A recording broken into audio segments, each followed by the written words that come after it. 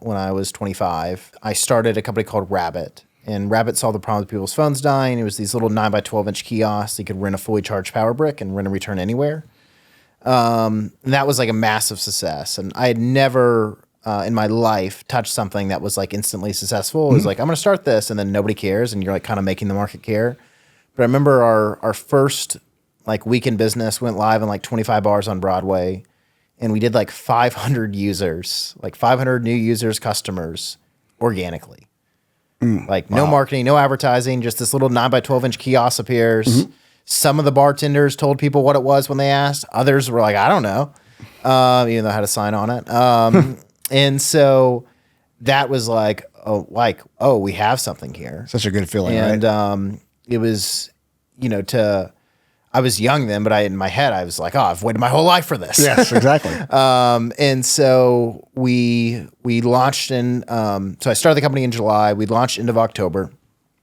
And then in January, we got South by Southwest. We got the NCAA tournament. And we got some large festivals. And we were talking to the NFL to go live in NFL stadiums. We were talking to a bunch of colleges. And I said, we're just going to go all in at live events and like large stuff. Large gatherings.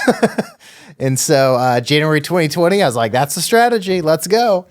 So we started to launch, like our plan was to get to launch 12 cities a month. So raising massive amounts of capital, putting together teams in all these cities, and just like really had a plan of like, here's how we're going to scale this thing.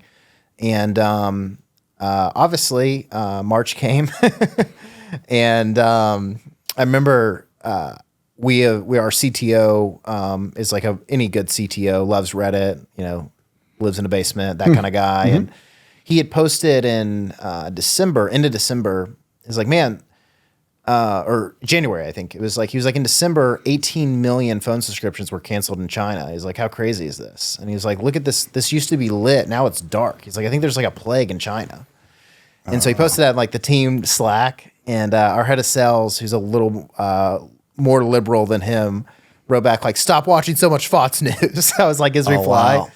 And so that ended, and I was like, guys, cut it out. Like, whatever, you're overreacting. You're being a dick. It's like kind of how I felt about it. Yep. And then, COVID hit, and we went straight to zero, and we stayed at zero. And I was like, okay, my wife and I got married in 2021. We had our first kid. And so I just felt like I needed to go raise another, starting at probably 5 million, but then leading to like a 20 million Series A. And that like was just going to take me flying over the US. Like I can go, I can do it, but it was just like a lot of work being away from my newborn and my wife. And so I just kind of took a step back and was like, I'm going to close this chapter. And I think that our moment in time was great. I think the effort to get it restarted, I tried like all of 2020, all of 2021, would just note like everything we'd get, the event would cancel or nobody would show up to the event. So it was just like this grind that I was like, I don't know why I'm doing this. So I went back to the agency and I was like, this time we're going to do website management, build our recurring revenue, which is just people paying a small monthly fee to never worry about their website again. And then over the past 3 years, we've been drastically scaling that. That's where all our employees is what everything goes towards.